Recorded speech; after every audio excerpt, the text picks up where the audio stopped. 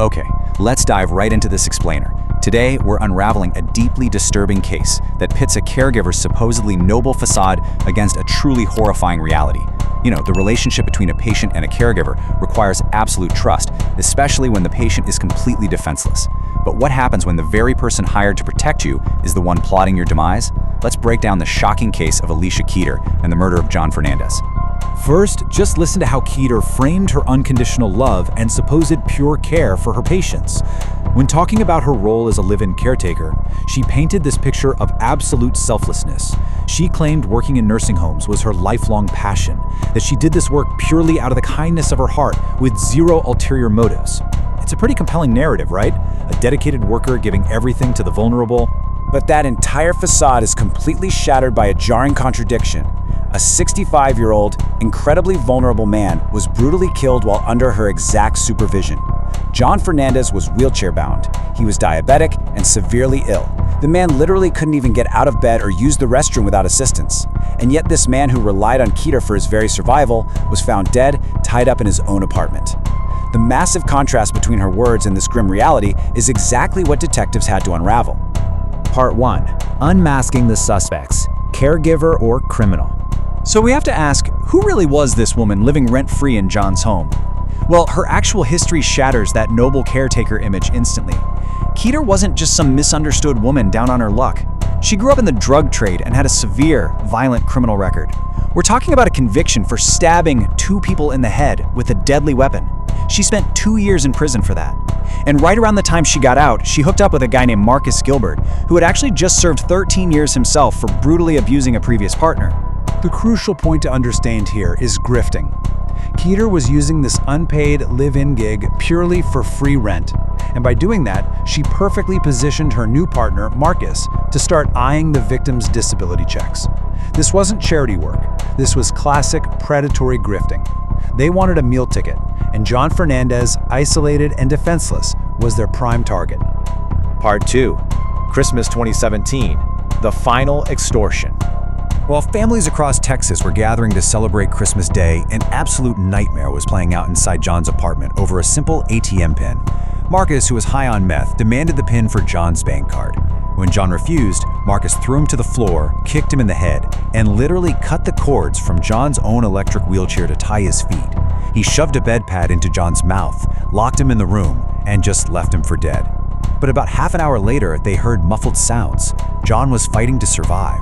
Marcus went back in, and this time, Alicia Keator didn't just watch. She actively jumped in and helped duct tape John's hands and feet, completely sealing his fate. What makes this so much worse is that John had made a direct, heartbreaking plea for protection to his caregiver, which fell completely on deaf ears. Earlier that exact same morning, John begged Alicia for help. He explicitly told her he was terrified Marcus was going to hurt him. As his caregiver, she was his literal only lifeline. But instead of calling the cops or rendering any aid whatsoever, she allowed this brutal extortion to happen, and ultimately helped silence him forever. Part 3. The interrogation room, facade crumbling. After spending 17 days hiding out in a motel on the run, the couple is finally caught. And immediately, Keator claims she was held hostage by Marcus and feared for her life. Now we have to step back and ask ourselves what the evidence actually shows here. She told detectives that Marcus was abusive, that he controlled every move she made, and she only helped because he threatened to kill her next. It's a defense we see a lot, and obviously domestic abuse is very real. But detectives don't just listen to words, right? They look at actions.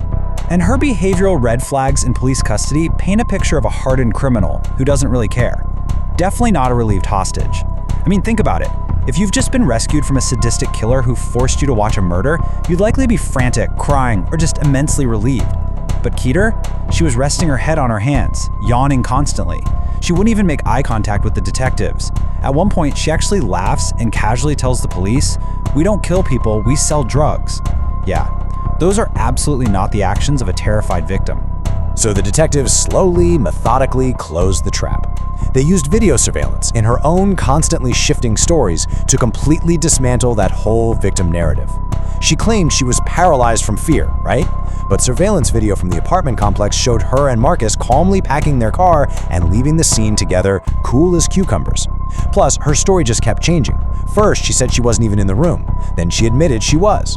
Finally, she had to admit, yeah, she actually handed Marcus the duct tape and physically helped bind John's limbs.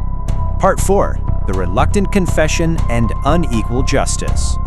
Once the detectives made it crystal clear that Marcus was sitting in the other room throwing all the blame onto her, Keator's defenses finally crumbled and she totally snitched. But because of this, we see a massive, staggering disparity in their final sentences. They both pled guilty to murder, but Marcus Gilbert was handed a 60-year sentence, effectively ensuring he will die in prison. Alicia Keator, despite admitting to helping bind a defenseless victim and fleeing the scene, struck a deal. She was sentenced to just 25 years.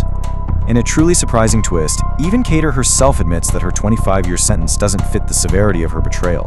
When she was interviewed later about the sentence, she frankly stated that she felt she was blessed with a great deal, but that she actually deserved way more time behind bars.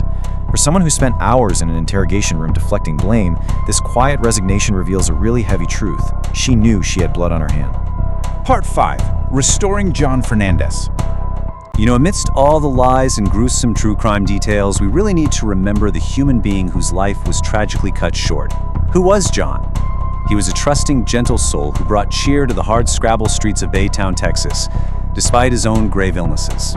He had no family, he was completely isolated.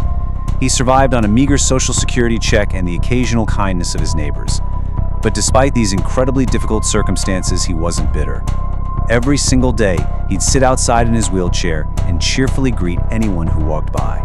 His daily interactions really left a lasting mark on those who took the time to speak with him, like Lindsay, his postal worker. Lindsay saw John nearly every day on her mail route. He would always give her a big, "Hello, beautiful, how are you doing today?" and just chat with her. She remembered him as someone who trusted everyone, which, devastatingly, turned out to be his biggest downfall. 0. Heartbreakingly. That is the exact number of surviving photographs that exist of John Fernandez. Just think about that for a second. We live in an age where literally everything is documented. But John was so utterly alone that after his death, investigators and journalists could not find a single photograph of him to put in the records. No family photos on a mantle, no old ID badges, just nothing. Because he had no funeral, no eulogy, and absolutely no photos, a sketch artist had to rely entirely on a stranger's memory of his kindness just to restore his face to the world. A forensic sketch artist sat down with Lindsay, the postal worker, and line by line, they recreated John's face based purely on the warm memories of their brief daily chats. They literally brought his image back from the void. This haunting reality leaves us with such a profound question about the legacy of empathy versus the true, devastating cost of betrayal. John Fernandez was robbed of his life by a caretaker who viewed him as prey, but his memory? It was ultimately saved by the simple, everyday kindness he showed to a passing mail carrier. It is a stark reminder of the impact we all have on the people around us. If the absolute only trace you left behind was a memory in a stranger's mind, what would that memory be? Think on that for a bit, and I'll catch you in our next explainer.